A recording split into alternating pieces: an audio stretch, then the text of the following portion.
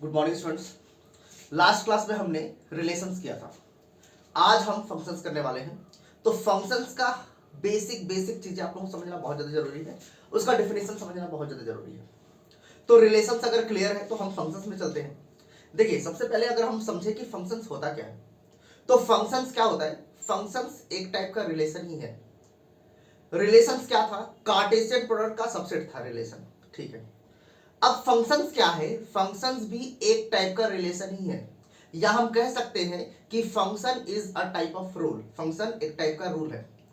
अब किस टाइप का रूल है या किस टाइप का रिलेशन, इसको समझना है। आप कह सकते हैं सिंपली, सिंपल वर्ड में, कि function is a type of relation. अब कैसा रिलेशन, एक ऐसा relation, function is a type of relation in which every elements of set A must have one and only one image in set B। इसका मतलब ये हुआ कि function एक टाइप का रिलेशन है जिसमें हमारे पास क्या होते थे, दो सेट्स होते थे। जैसे कि एक सेट ए होता था, एक सेट ए होता था, और एक सेट हमारे पास क्या होता था, बी होता था, ठीक है। तो सेट ए के जितने भी एलिमेंट्स हैं, जितने भी एलिमेंट्स हैं, सबका एक ही इमेज होना चाहिए बी के अंदर। All the elements of set A must have one and only one image in set B। इसका मतलब सेट A के अंदर जितने भी एलिमेंट्स हैं उन सबका सिर्फ एक ही इमेज होना चाहिए सेट B के अंदर। अगर सिर्फ एक ही इमेज है सेट B के अंदर तो उस रिलेशन को हम क्या कहते हैं, उस रिलेशन को हम फंक्शन कहते हैं। फॉर एग्जांपल यहां पर ले लेते हैं 1 2 3। तो 1 का इमेज 4 बन रहा है, 2 का इमेज 5 बन रहा है, 3 का इमेज मान लीजिए 7 बन रहा है, 8, ऐसा कुछ है। अब इस 8 से मतलब नहीं है, 8 से कुछ लोग कंफ्यूज हो जाएंगे कि 8 है तो ये फंक्शन नहीं है। नहीं, फंक्शन का डेफिनेशन ही है कि सेट ए के एलिमेंट्स को हमें देखना है, सेट ए के एलिमेंट्स को देखना है, और सेट ए के एलिमेंट्स जितने भी हैं सबका एक ही इमेज बनना चाहिए सेट बी में। सबका एक ही इमेज बन रहा है तो ये सेट ए है। देखिए 1 का एक ही इमेज बन रहा है 4, 2 का एक ही इमेज बन रहा है 5, 3 का एक ही इमेज बन रहा है 7। तो ये क्या है आपका, ये फंक्शन है। ये क्या है, फंक्शन है। अब क्या है कि 5-6 हम डिफरेंट डिफरेंट टाइप्स से लेते हैं, हम डायग्राम ड्रॉ करते हैं, फिर उससे हम पता करेंगे कि कौन सा फंक्शन है कौन सा फंक्शन नहीं है। उससे और ज्यादा आप लोगों को क्लियर हो जाएगा।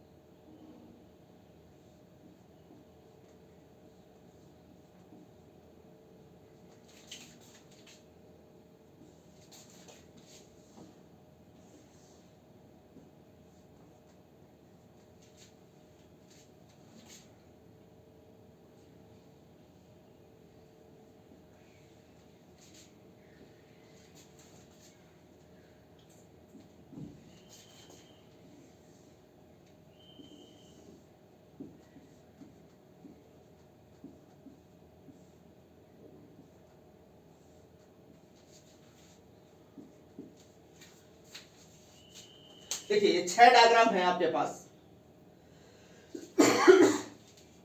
अब इसको देखकर बताने कि कौन सा फंक्शन है कौन सा फंक्शन नहीं है।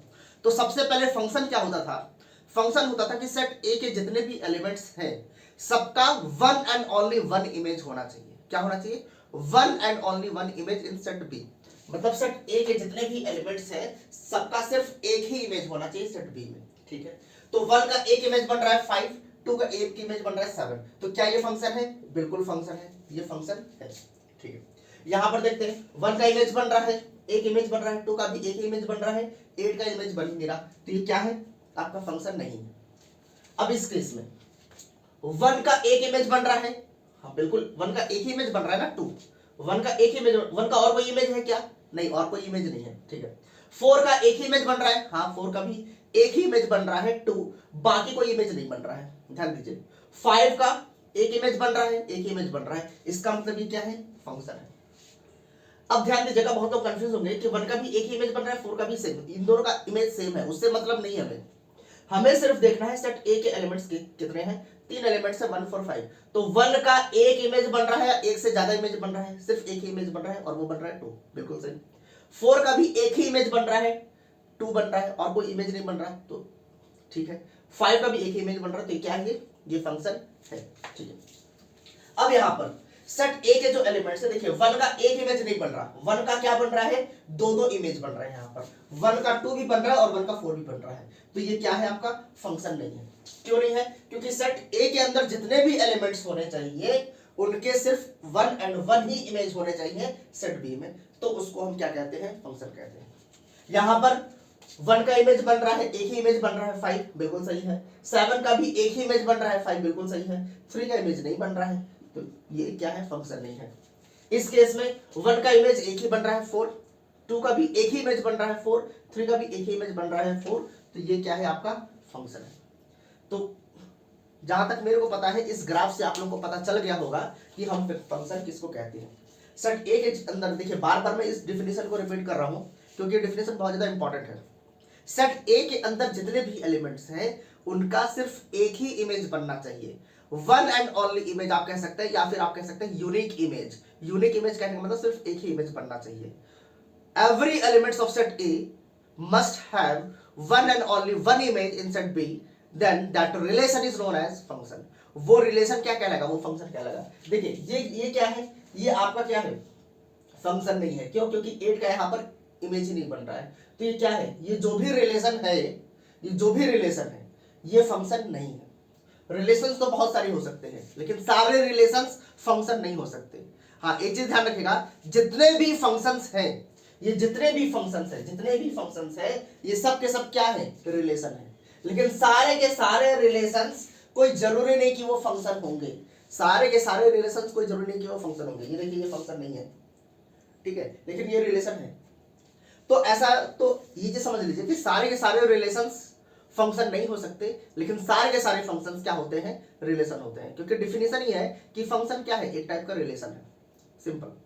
ठीक है, अब हम क्या करेंगे इस पे, हम क्या करते हैं, कुछ यूनिक टाइप के, अलग अलग टाइप के फंक्शन ले लेते हैं। जैसे आपका हो गया लीनियर फंक्शन हो गया, या फिर कांस्टेंट फंक्शन हो गया, आइडेंटिटी फंक्शन हो गया, मॉडुलस फंक्शन। इसके ऊपर हम ग्राफ बनाते हैं और ग्राफ से हम समझेंगे कि हर एक फंक्शन का हमें ग्राफ कैसे बनाना है, और ग्राफ से हमें देखकर रेंज और डोमेन कैसे पता करना है, ये सब हम समझेंगे। तो बहुत ही इंपॉर्टेंट होने वाला है, क्योंकि हम हर एक फंक्शंस का ग्राफ प्लॉट करेंगे और ग्राफ से हम समझेंगे कि डोमेन और रेंज क्या है। तो इस चीज को समझना बहुत ज्यादा जरूरी है। चलिए कोई भी एक ग्राफ ले लेते हैं।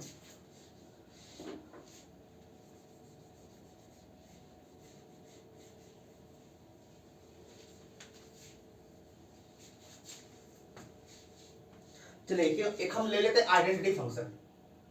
पहला फंक्शन जो है वो है आइडेंटिटी फंक्शन। अब आइडेंटिटी फंक्शन क्या होता है? आइडेंटिटी फंक्शन होता है कि अगर आपको ऐसा कुछ दे रखा है f of x is equal to x, अब f of x को हम y पे लिखते हैं, तो y is equal to x अगर ऐसा कुछ दे रखा है तो इसको हम क्या कहते हैं? आइडेंटिटी फंक्शन कहते हैं। अब इसका जो ग्राफ होगा, इसका ग्राफ कैसा होगा? ध्यान से देखिए,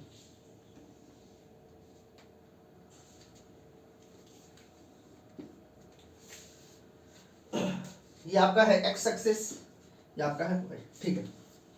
अब यहां पर x की वैल्यू हम खुद से कुछ भी रख सकते हैं। अगर x की वैल्यू हम आप रखते हैं 1, x की वैल्यू 1 रखते हैं तो y की वैल्यू क्या हो जाएगी? 1 हो जाएगी। तो अगर x की वैल्यू 1 रखा तो y की वैल्यू 1, ये वाला कोई पॉइंट आ जाएगा, ये वाला पॉइंट। अब अगर x की वैल्यू हम 0 रखते हैं, यहां पर x की वैल्यू 0 रखते हैं, तो अगर x की वैल्यू 0 है तो y की वैल्यू भी क्या हो जाएगी? 0 हो जाएगी, मतलब कि ये वाला पॉइंट, ठीक है। अब अगर x की वैल्यू -1 रखते हैं तो y की वैल्यू -1 हो जाएगी, सिंपल। मतलब कि जो जो वैल्यू x की हम रख रहे हैं वही वैल्यू y की है, इसलिए तो इसको हम आइडेंटिटी फंक्शन कहते हैं। तो अगर x की वैल्यू -1 रखते हैं, यहां पर x की वैल्यू -1 तो ये यहां पर हो जाएगा -1। अब इसको अगर हम ज्वाइन करें तो आपका ग्राफ कुछ इस टाइप का बनेगा, आपका ग्राफ कुछ इस टाइप का बनेगा। ये जो लाइन है, ये लाइन क्या है आपका y = x का लाइन है, y = x का, या फिर f(x) = x आप कह सकते हैं। तो ये क्या है आपका आइडेंटिटी फंक्शन का लाइन, ठीक है। तो हमेशा जब भी f(x) = x आएगा तो सीधा सा आपको पता होना चाहिए कि एक सीधा सा लाइन ऐसा बन जाता है, सिंपल, और कोई टेंशन नहीं। यहाँ पर एक लाइन बनेगा जो ओरिजिन से पास करके चलेगा, जो भी x की वैल्यू है वही y की वैल्यू होगी। अगर यहाँ पर x की वैल्यू 10 है तो y की वैल्यू भी 10 होगी, ठीक है। अब इस ग्राफ से हमें समझना है कि डोमेन और रेंज क्या होता है, डोमेन और रेंज क्या होता है, ठीक है। तो डोमेन का मतलब समझिए, part of x axis which is covered by the graph is known as domain। मतलब कि आप जो ग्राफ ड्रॉ कर रहे हैं तो ये जो ग्राफ है आपका, ये x एक्सिस को कितना कवर कर रहा है, जितना भी x एक्सिस को कवर करेगा वही आपका क्या होगा, डोमेन होगा। तो अब देखते हैं यहां पर क्या कवर कर रहा है।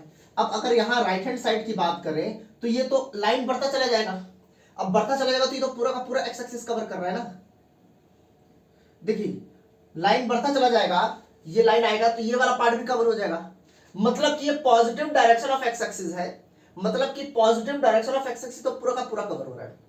अब नेगेटिव डायरेक्शन को चेक करते हैं तो नेगेटिव डायरेक्शन भी तो कवर हो रहा है, यहाँ पर ये देखिए नेगेटिव डायरेक्शन भी कवर हो रहा है। इस लाइन को और आगे बढ़ाएंगे तो ये सारा पार्ट कवर हो जाएगा। मतलब कि पूरा का पूरा नेगेटिव x एक्सिस और पॉजिटिव x एक्सिस और ओरिजिन ये सब के सब कवर हो रहे हैं। तो यहां से आप लिख सकते हैं डोमेन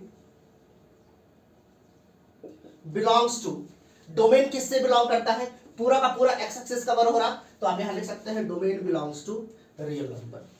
डोमेन जो होगा वो रियल नंबर को बिलोंग करेगा, क्योंकि पूरा का पूरा x एक्सिस आ रहा है इसके अंदर। तो रियल नंबर क्या हो गया, रियल नंबर के अंदर natural number, whole number, rational, irrational, सारे के सारे इंटीजर्स, ये सब के सब उसके अंदर आ जाएंगे।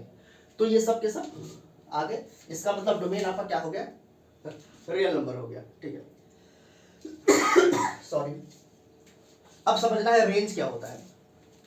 Part of y axis which is covered by the graph, मतलब y एक्सिस का पार्ट, जो भी y एक्सिस जो कवर हो रहा है उस कवर पार्ट को हम क्या कहते हैं, रेंज कहते हैं।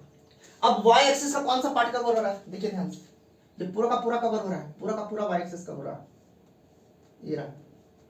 ऊपर वाला भी कवर होगा, जब ये लाइन आगे बढ़ेगा, अभी तो ग्राफ को हम बड़ा कर सकते हैं, बड़ा करेंगे तो पूरा का पूरा पार्ट कवर हो रहा है। मतलब कि positive direction of y axis तो पूरा का पूरा कवर हो गया और ओरिजिन भी कवर हो रहा है। अब निगेटिव डायरेक्शन को देखते हैं, निगेटिव डायरेक्शन भी पूरा का पूरा कवर हो रहा है, ये रहा, निगेटिव डायरेक्शन भी पूरा का पूरा कवर हो रहा है। तो इसका मतलब positive direction of y axis और negative direction of y axis और ओरिजिन ये पूरे के पूरे कवर हो रहे हैं।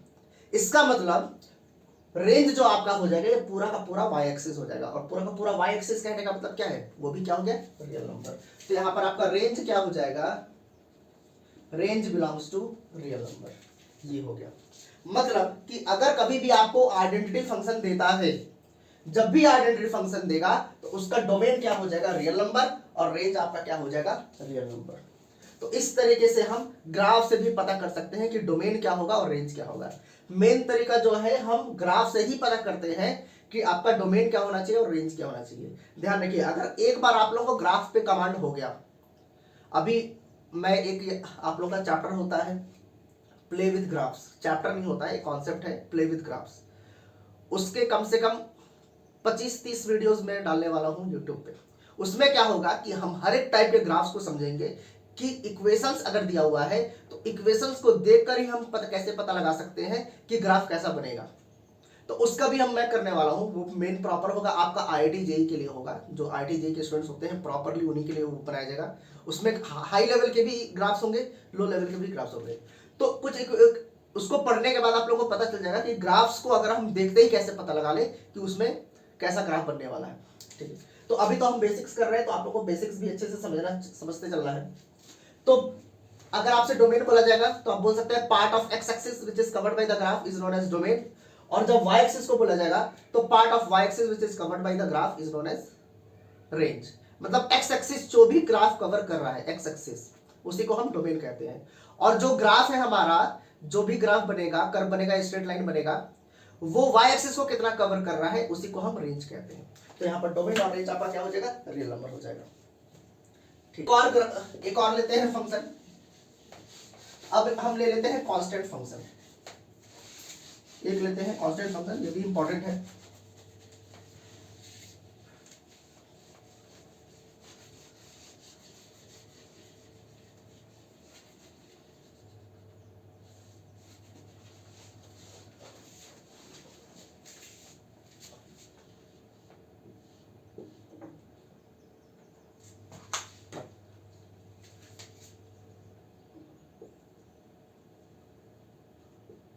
कांस्टेंट फंक्शन, अब समझना है कांस्टेंट फंक्शन क्या है। अगर आपसे ऐसा कुछ फंक्शन बोला है f of x is equal to k, इसको हम कांस्टेंट फंक्शन कहते हैं। यहां पर ये k क्या है, k आपका कांस्टेंट वैल्यू है। अब k कांस्टेंट वैल्यू कहने का मतलब हम लिख सकते हैं कोई भी कांस्टेंट वैल्यू ले लीजिए, जैसे ले लेते हैं हम 5, तो ये हो गया y is equal to 5। f of x को हम y लिखते हैं, तो ये हो गया y इज इक्वल टू 5। ठीक है, अब इसका अगर हम ग्राफ प्लॉट करें तो ग्राफ कैसे प्लॉट होगा, ध्यान से देखिए।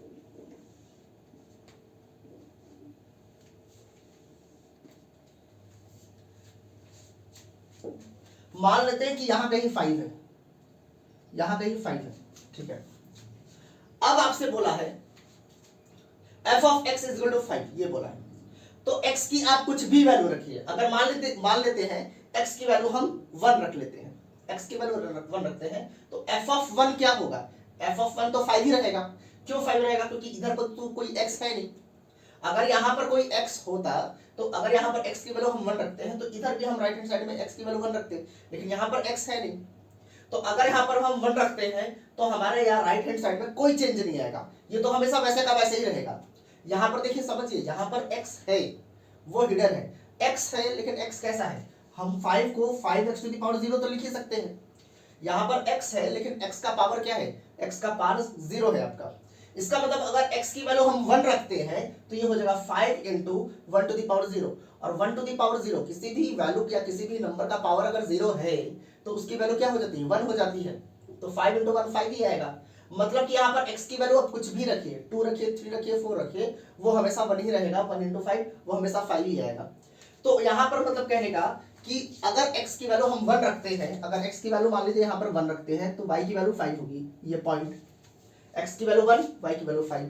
अब x की वैल्यू अगर हम 2 रख देते हैं, अगर x की वैल्यू 2 रखते हैं, तो y की वैल्यू फिर भी 5 ही रहेगी। अगर x की वैल्यू 2 रखा, तो y की वैल्यू फिर भी 5 रहेगी। अब x की वैल्यू अगर 0 रखते हैं, फिर भी 5 है। x की वैल्यू अगर 0 रखते हैं, फिर भी 5 है, ये वाला पॉइंट। तो अगर इसको ज्वाइन करें, तो आपका एक लाइन बनेगा कुछ इस टाइप का, कुछ इस टाइप का लाइन बनेगा। अब ये लाइन किसका है, ये लाइन है y इज इक्वल टू 5 का, या फिर आप कह सकते हैं f of x is equal to 5 का लाइन है ये। ठीक है, तो हमेशा जब भी बोलेगा, ध्यान से दोस्तों समझिए, जब भी आपसे बोलेगा y इज इक्वल टू 5, तो y इज इक्वल टू 5 बोला है, इसका मतलब ये कांस्टेंट फंक्शन है, यहां पर कांस्टेंट है। और यहां पर जब भी y इज इक्वल टू 5 बोलेगा, इसका मतलब एक पैरेलल लाइन बनेगा, एक स्ट्रेट लाइन होगा जो पैरेलल होगा x एक्सिस के। y इज इक्वल टू बोला है ना, तो हमेशा जो लाइन बनेगा स्ट्रेट लाइन, वो पैरेलल होगा x एक्सिस के। अगर यहां पर लिख देता x इज इक्वल टू 5, तो अगर x इज इक्वल टू 5 लिखता, इसका मतलब एक स्ट्रेट लाइन बनेगा जो y एक्सिस के पैरेलल होगा। तो फिर इधर कहीं 5 होता और एक लाइन इस तरह से बनता, इतना ध्यान रखिएगा। तो अगर y इज इक्वल टू कोई कांस्टेंट है, तो x के पैरेलल, अगर x इज इक्वल टू कोई कांस्टेंट वैल्यू है, तो y के पैरेलल। सॉरी, तो ये आपका हो जाएगा। तो ये जो लाइन है, ये जो स्ट्रेट लाइन है, ये किसका ग्राफ है, y इज इक्वल टू 5, या फिर आप कह सकते हैं f of x is equal to 5 का ग्राफ है। ठीक है, अब हमें इस ग्राफ को देखकर पता करना है कि डोमेन और रेंज क्या होता है। सीधी सी बात है, part of x axis which is covered by the graph is known as domain. मतलब कि x एक्सिस का जो भी पोर्शन है या जो भी पार्ट है, जितना भी कवर हो रहा है x एक्सिस, उसी को हम डोमेन कहते हैं। तो अगर x एक्सिस को हम देखें, तो पूरा का पूरा x एक्सिस तो कवर हो रहा है, पूरा का पूरा, ये देखिए पूरा का पूरा x एक्सिस कवर हो रहा है। इसको आगे बढ़ाएंगे तो पूरा का पूरा x एक्सिस कवर हो जाएगा। तो यहां पर डोमेन जो आपका हो जाएगा, डोमेन हो जाएगा, वो पूरा का पूरा रियल नंबर हो जाएगा, क्योंकि इसके अंदर decimal numbers, integers, rational, irrational सबके सब आ जाएंगे इसके अंदर। तो आपका डोमेन क्या हो जाएगा, रियल नंबर हो जाएगा। ठीक है, अब हम रेंज की बात करते हैं। रेंज कहने का मतलब part of y axis which is covered by the graph. अब वाई एक्सिस का कौन सा पार्ट कवर हो रहा है, एक स्ट्रेट लाइन, इसको अगर हम मिटाते हैं इस लाइन को,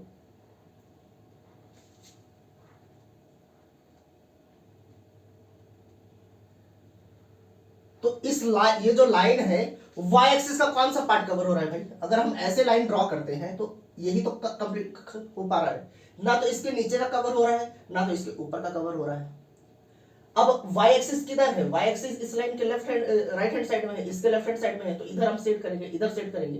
तो इस लाइन, ये जो लाइन है, ये लाइन कौन सा पार्ट कवर कर रही है वाई एक्सिस का, सिर्फ यही पार्ट कवर कर रही है, सिर्फ 5, ये पॉइंट जो 5 है सिर्फ इसी को कवर कर रही है। इसका मतलब यहां पर जो रेंज हो जाएगा, इसका रेंज क्या होगा, सिर्फ 5 होगा।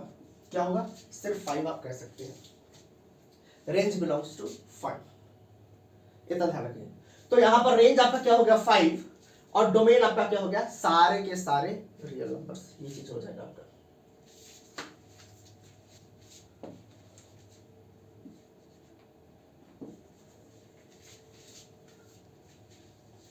एक और लेते हैं, पॉलिनोमियल फंक्शन, थर्ड।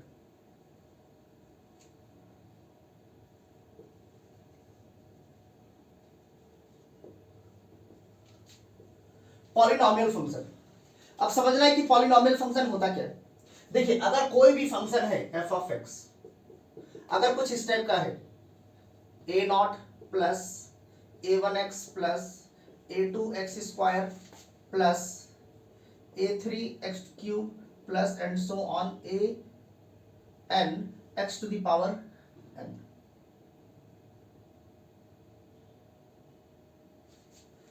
अगर ऐसा कुछ है, एफ ऑफ एक्स इस टाइप का कोई इक्वेशन है, तो इसको हम क्या कहते हैं, पॉलिनोमियल फंक्शन कहते हैं। क्या कहते हैं, पॉलिनोमियल फंक्शन कहते हैं। और यहां पर n क्या है, n, ये जो पावर में n है, ये पावर में n क्या है, पॉजिटिव इंटीजर है। ये डेसिमल में नहीं हो सकता, क्योंकि x का जो पावर हो जाएगा वो फ्रैक्शन में हो जाएगा। अगर डेसिमल है तो फ्रैक्शन में नहीं होना चाहिए, डेसिमल में नहीं होना चाहिए। तो ये क्या होना चाहिए, इंटीजर होना चाहिए। और वो कैसा इंटीजर होना चाहिए, पॉजिटिव इंटीजर। क्योंकि अगर यहां पर हम -4 लिख देते हैं, मान लीजिए n की वैल्यू अगर हम नेगेटिव ले लेते हैं -4, तो ये x डिनोमिनेटर में आ जाएगा, तो वो पॉलिनोमियल फंक्शन नहीं है, ध्यान दीजिएगा।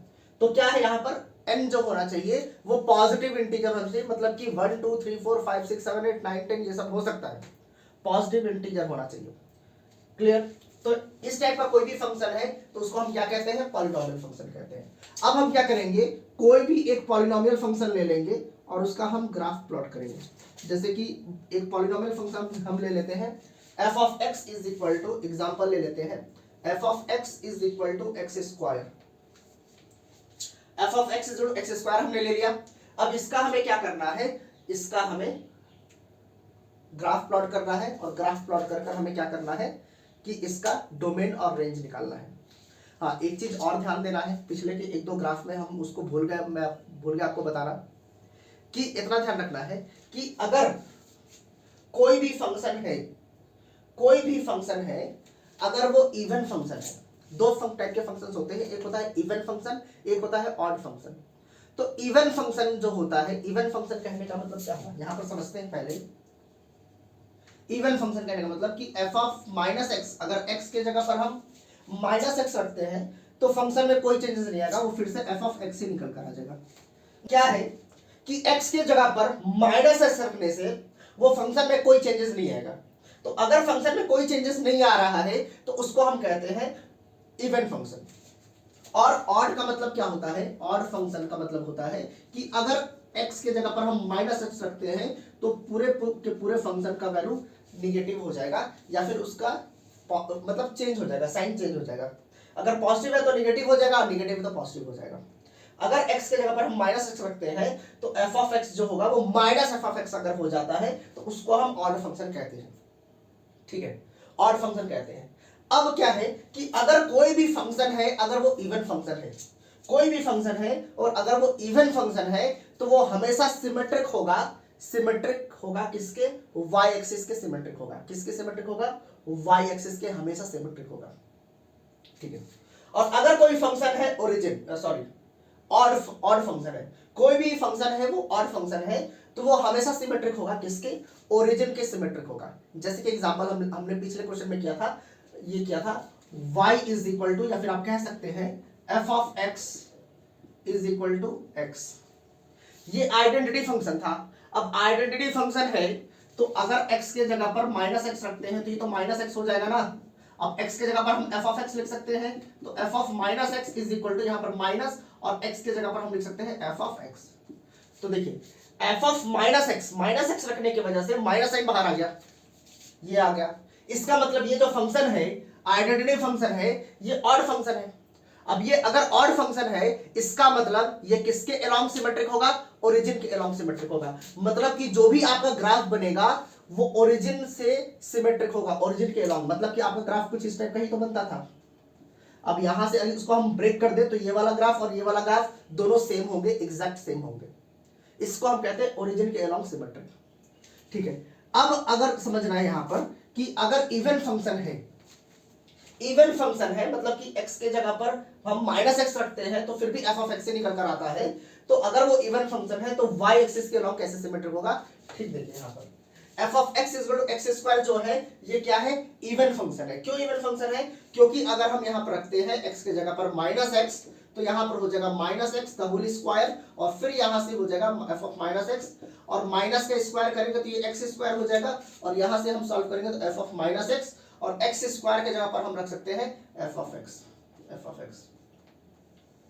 इसका मतलब कि x के जगह पर हमने माइनस एक्स रखा तो वो f ऑफ x से निकल कर आ रहा है। माइनस रखने से कोई फर्क नहीं पड़ा, वो फंक्शन वैसे का वैसे ही है।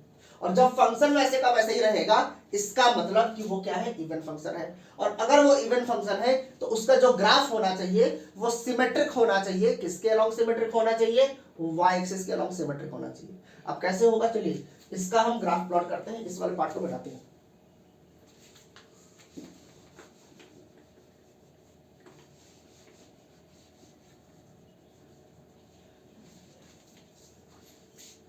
तो फंक्शन आप लोगों को दे रखा है f of x is equal to x square, ये दे रखा है, यहां लिख लें, यही समझ लेते हैं। f of x is equal to x square, या फिर आप कह सकते हैं y is equal to x square, ये कह सकते हैं। ठीक है। तो अगर x के जगह पर हम 1 रखते हैं, f ऑफ 1, तो यहां पर 1 का स्क्वायर कितना हो जाएगा, 1 ही होगा। मतलब कि अगर x की वैल्यू 1 है तो y की वैल्यू कितनी आ रही है, 1 ही आ रही है। अगर x की वैल्यू 1 है, यहां पर रख देते हैं 1, तो y की वैल्यू भी 1, ये वाला कोई पॉइंट है। ठीक है। अब अगर x की वैल्यू हम 2 रखते हैं तो यहां पर हो जाएगा 2 स्क्वायर। तो अगर x की वैल्यू 2 रखा है तो y की वैल्यू कितनी हो जाएगी, 4 हो जाएगी, क्योंकि 2 का स्क्वायर कितना होता है, 4। तो अगर x की वैल्यू यहां पर 2 है तो y की वैल्यू इधर कहीं, ये 1 था तो इधर कहीं 4 होगा, इधर कहीं, यहां प्लॉट कर देते हैं, ये हो गया। ठीक है। अब क्या है, अगर x की वैल्यू हम -1 रखते हैं, अगर x की वैल्यू -1 रखा तो -1 का स्क्वायर कितना होता है, +1, तो y की वैल्यू हो जाएगी +1। अगर x की वैल्यू हमने -1 रखा है, ये है -1, तो y की वैल्यू 1 हो जाएगी, ये वाला पॉइंट, ये वाला पॉइंट। अब अगर x की वैल्यू हम -2 रख देते हैं, अगर x की वैल्यू यहां पर हम रख देते हैं -2, अगर -2 रखा है तो y की वैल्यू कितनी हो जाएगी, -2 का स्क्वायर, और -2 का स्क्वायर कितना होता है, 4 होता है। इसका मतलब वो पॉइंट, इसको मिटाते हैं, यहां कहीं लिख लेते हैं इसको,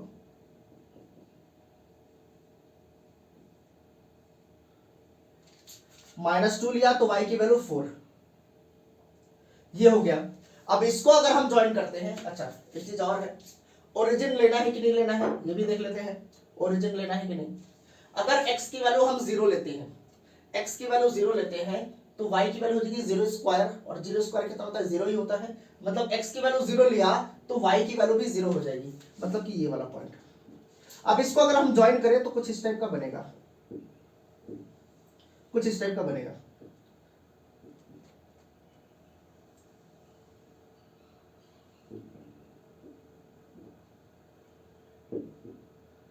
ये ऐसा ग्राफ बनेगा।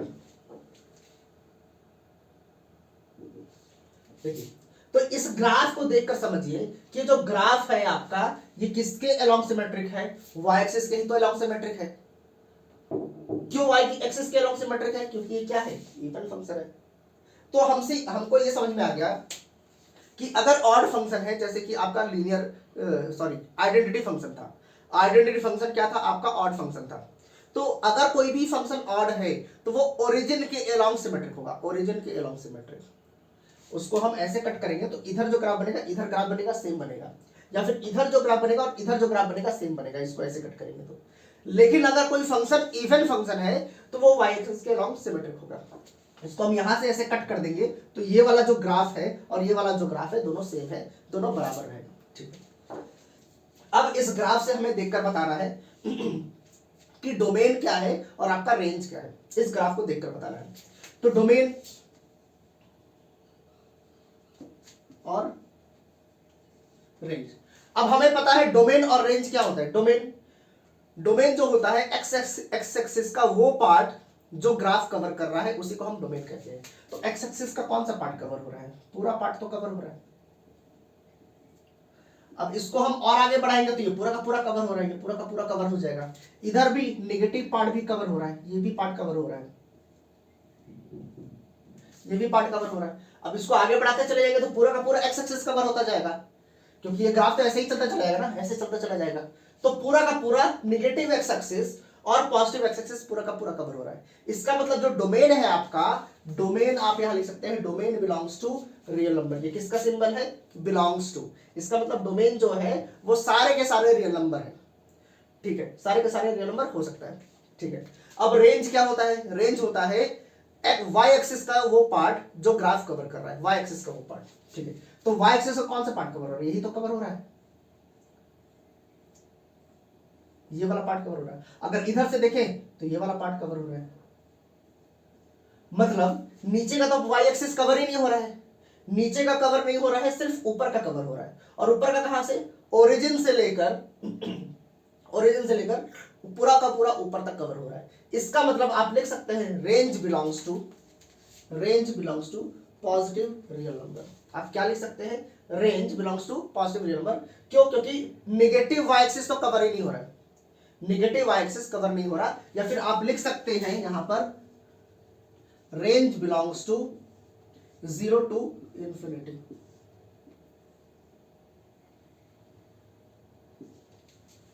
ऐसे हम लिख सकते हैं। अब 0 टू इंफिनिटी कहने का मतलब क्या हो गया, यहां पर हमने क्लोज इंटरवल यूज किया है।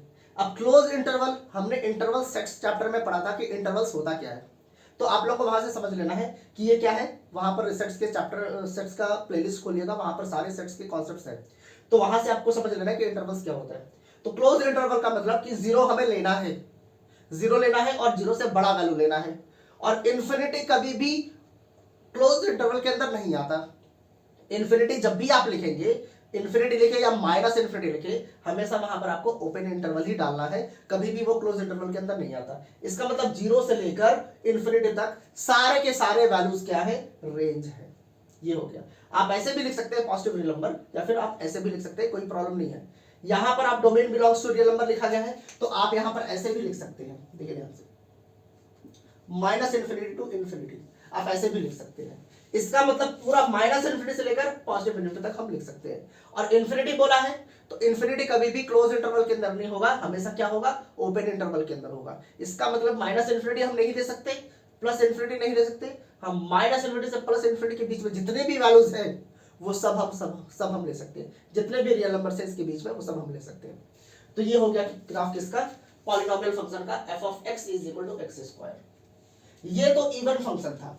एक हम इसी का ऑड फंक्शन लेकर देखते हैं, पॉलिनोमियल फंक्शन नहीं। जैसे हम ले लेते हैं y is equal to x cube ले लेते हैं। हम क्या लेते हैं, y is equal to x cube ले लेते हैं। उसका हम ग्राफ देखते हैं कि y is equal to x cube का ग्राफ कैसा बनेगा। देखिए इसको बेटा,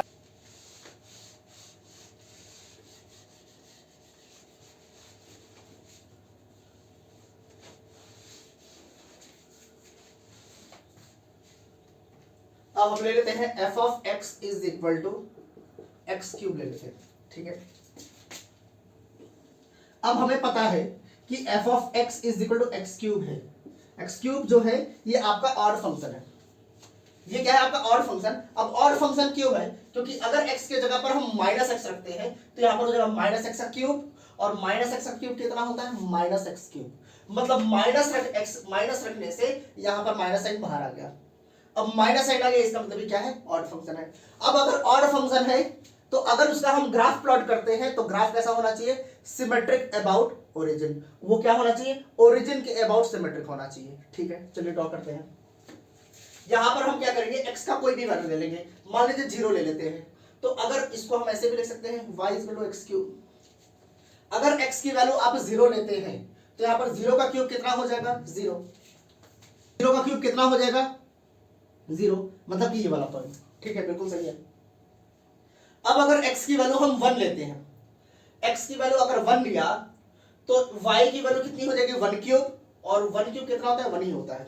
इसका मतलब अगर x की वैल्यू हमने 1 लिया है, यहां पर ले लेते हैं 1, तो y की वैल्यू कितनी है, 1 है। ये वाला पॉइंट आ जाएगा, ये वाला पॉइंट आ गया। ठीक है, बिल्कुल सही है। अब अगर x की वैल्यू हम 2 ले लेते हैं, x की वैल्यू अगर 2 लिया तो y की वैल्यू जाएगी 2 क्यूब, और 2 क्यूब कितना होता है, 8 होता है। मतलब x की वैल्यू 2 लिया तो y की वैल्यू 8 होगी। अगर x की वैल्यू हमने 2 लिया 2, तो y की वैल्यू इधर कहीं 8 हो जाएगा, यहां कहीं आ जाएगा, ये हो जाएगा। ठीक है, बिल्कुल सही है। अब समझ रहे हैं, x की वैल्यू थोड़ा निगेटिव लेकर देखते हैं। अगर x की वैल्यू को हम -1 लेते हैं, x की वैल्यू को -1 लेते हैं तो ये हो जाएगा -1 क्यूब, और -1 क्यूब कितना होता है, -1। तो अगर x की वैल्यू हमने लिया है -1 तो y की वैल्यू हो जाएगी -1। ये वाला पॉइंट को आ जाएगा, ये वाला पॉइंट। ठीक है, अब अगर x की वैल्यू हम -2 ले लेते हैं, -2, तो y की वैल्यू हो जाएगी -2 क्यूब, और -2 क्यूब कितना होता है, -8। तो यहां पर हो जाएगा, अगर हमने -2 लिया है, -2, तो यहां पर कितना हो जाएगा, इधर कहीं -8, मतलब कि इधर कहीं आ जाएगा आपका। अब इस ग्राफ को अगर मिलाएं तो ये जो ग्राफ होगा इस टाइप से मिलेगा।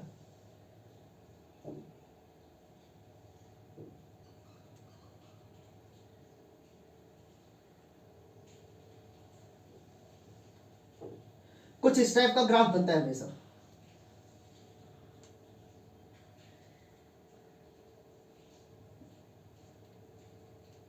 हमेशा इस टाइप का ग्राफ बनेगा, ध्यान दीजिएगा। ये जो ग्राफ है आपका, ये किसका है, थोड़ा सा ग्राफ सिमेट्रिकल बना लेना है, हाथ से बना रहे हैं इसलिए थोड़ा प्रॉब्लम हो रहा है। ये जो ग्राफ है, ये ग्राफ किसका है, F of x is equal to x cube का है। और हमने पहले ही समझ लिया था कि ये क्या है, ऑड फंक्शन है। अब ऑड फंक्शन है तो किसके अलोंग सिमेट्रिकल होना चाहिए, ओरिजिन के अलोंग। देखिए, अगर इसको हम यहां से ऐसे ओरिजिन के अलोंग कट कर दें तो ये वाला जो कर्व है और ये वाला कर्व दोनों सेम है, एग्जैक्ट सिमिलर होंगे, एग्जैक्ट सेम होंगे। इसलिए ये क्या है, जब भी ऑड फंक्शन होगा, आप लोग को इतना समझ लेना है कि जब भी कोई फंक्शन है और वो ऑड फंक्शन है तो वो ओरिजिन के अलोंग सिमेट्रिक होगा। और कोई भी फंक्शन अगर है वो इवन फंक्शन है, तो अगर वो इवन है तो वो किसके अलोंग सिमेट्रिक होगा, वाई एक्सिस के अलोंग सिमेट्रिक होगा। ठीक है, अब इस ग्राफ को देखकर हमें बताना है कि इसका डोमेन क्या है और इसका रेंज क्या है। तो सीधी सी बात है, यहां से देखिए, एक्स एक्सिस का जो भी पार्ट कवर होगा उसको हम डोमेन कहेंगे। ये पार्ट तो कवर ही हो रहा। अब ग्राफ को आगे बढ़ाएंगे तो पूरा का पूरा पॉजिटिव एक्स एक्सिस कवर हो रहा है। अब यहां पर हम ऐसे करते हैं, ये नेगेटिव पार्ट भी कवर हो रहा है, ये ऐसे जाएगा, negative part of x axis भी कवर हो रहा है। इस ग्राफ को आगे बढ़ाएंगे तो पूरा का पूरा नेगेटिव पार्ट कवर हो रहा है। इसका मतलब पूरा का पूरा एक्स एक्सिस कवर हो रहा है, नेगेटिव डायरेक्शन भी कवर हो रहा है और पॉजिटिव डायरेक्शन भी कवर हो रहा है। इसका मतलब जो डोमेन आपका होगा वो क्या होगा, सारा का सारा रियल नंबर होगा, पॉजिटिव भी नेगेटिव भी सबके सब रियल नंबर होंगे।